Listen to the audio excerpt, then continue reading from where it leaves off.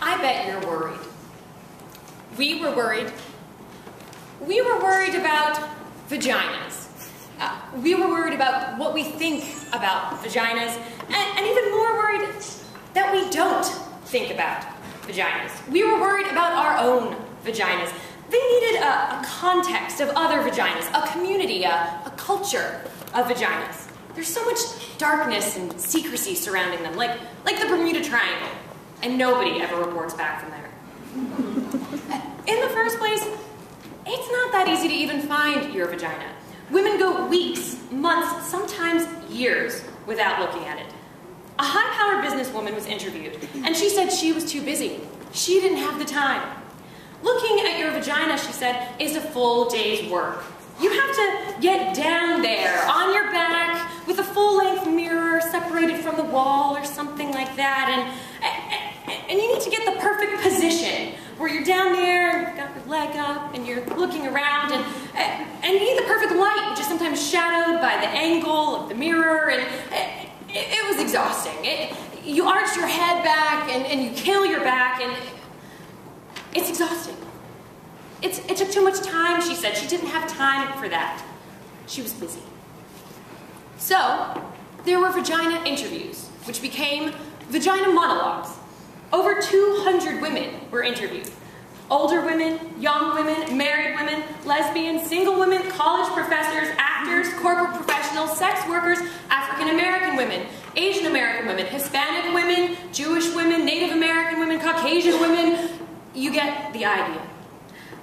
And at first, women were reluctant to talk. They were a little shy. But once they got going, you couldn't stop them. Women secretly love to talk about their vaginas.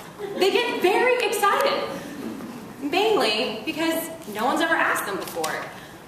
So let's just start with the word vagina. It sounds like an infection at best, maybe a medical instrument. Quick, nurse, hand me the vagina. Vagina, vagina. It doesn't matter how many times you say it, it never sounds like a word you want to say.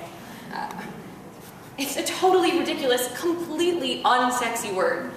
If you use it during sex, trying to be politically correct, darling, could you stroke my vagina? You kill the act right there. So we were worried about vaginas, about what we call them and what we don't call them. In Great Neck, they call it a pussycat.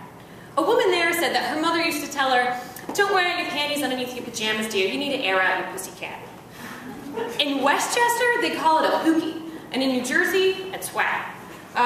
Let's see, they call it a powder box, a poochie, a poopy, a peep, a poopaloo, a poonanny, a pal, and a piche, a toady, dee-dee, nishi, dignity, monkey box. We have coochie snorcher, cooter, lab, Gladys Siegelman, the VA, a wee-wee, horse spot, nappy dugout, mongo mookie, a pajama, the fanny boo, mushmallow, a ghoulie, possible, totata, tamale, Connie.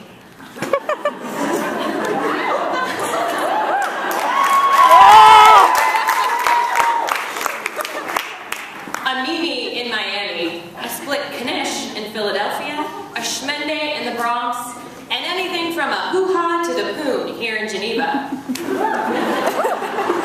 We were worried about vaginas.